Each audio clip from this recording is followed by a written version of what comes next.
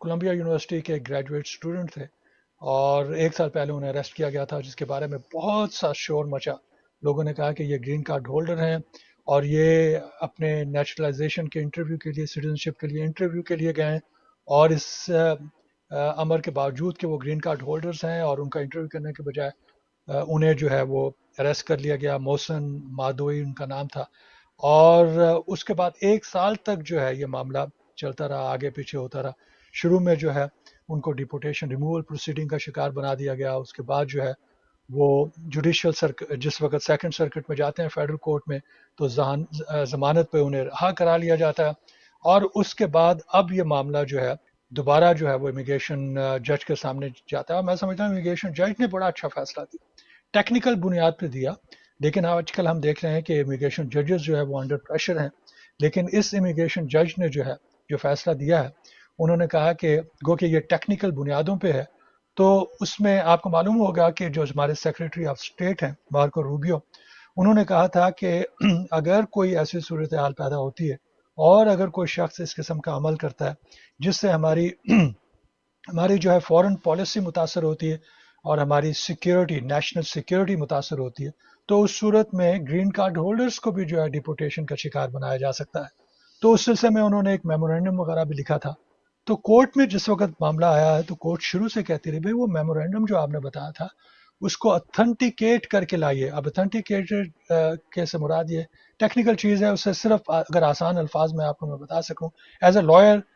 ہمیشہ ہماری کوشش ہوتی ہے کہ جو ڈاکومنٹیشن ہے وہ اتھنٹیکیٹڈ ہوں. اس سے مراد یہ کہ ان کی تصدیق ہوئی ہو. جو باہر کے ڈاکومنٹس آتے ہیں ان کا اور طریقہ کار ہے، جو یہاں کے ڈاکومنٹس ہیں اس کا اور طریقہ کار ہے. تو کورٹس کے یہ کہنے کے باوجود بھی وہ ڈاکومنٹ جو میمو تھا وہ اس کو اتھنٹیکیٹ وہ نہیں کروا سکے. اور جج نے کہا کہ اس میں اگر یہ میمو جو ہے آپ اس کی تصدیق نہیں کروا سکتے تو یہ میرا قصور نہیں ہے کہ میں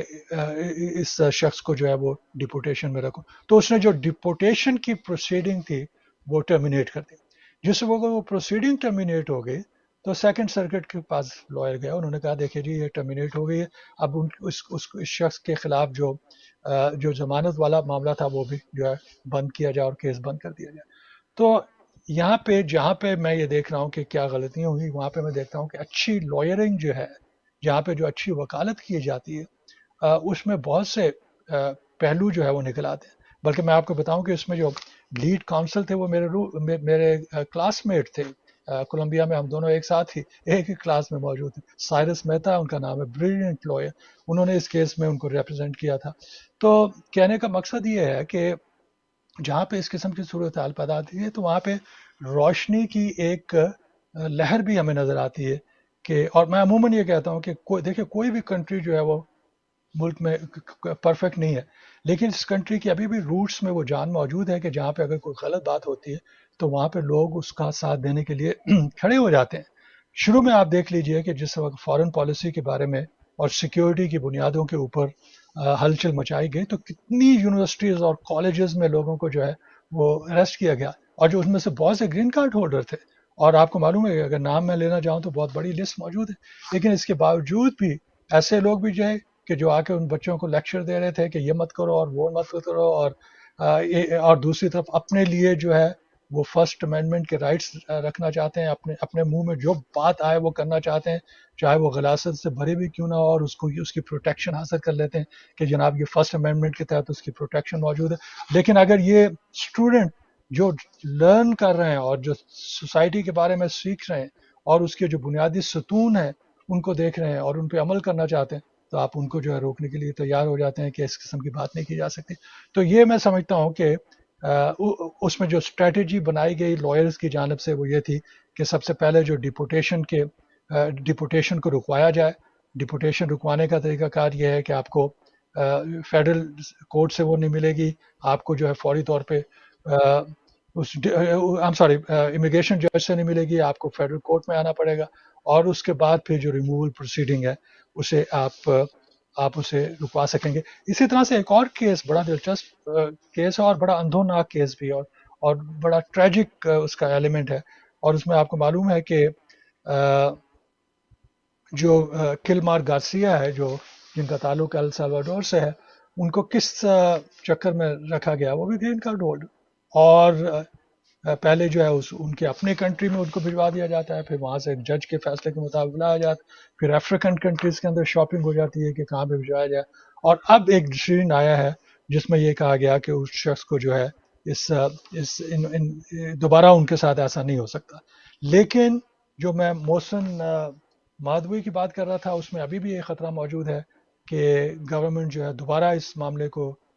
شروع کر سکتی ہے، اور ان کے لیے جو ہے مسائل کھڑے ہو سکتے ہیں، لیکن ظاہر ہے کہ اس کی بھی ایک اسٹریٹجی موجود ہے اور لوگ اس کو بھی کور کرنے کی کوشش کریں گے۔ مجھے ایسا محسوس ہو رہا ہے کہ ہمارا ٹائم جو ہے، وقت جو ہے وہ ختم ہونے کو ہے، اور رائٹ مجھے کہا کہ 2 منٹ ہے، تو 2 منٹ میں ہم کوشش کرتے ہیں کہ اور جو اس وقت اچھے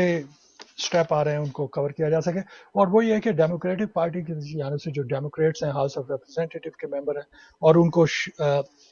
حمایت حاصل ہے سینیٹرز وغیرہ کی، ابھی ان کی تعداد اتنی بہت بڑی نہیں ہوئی، 26 کے قریب وہ لوگ موجود ہیں، اور وہ اسائلم کے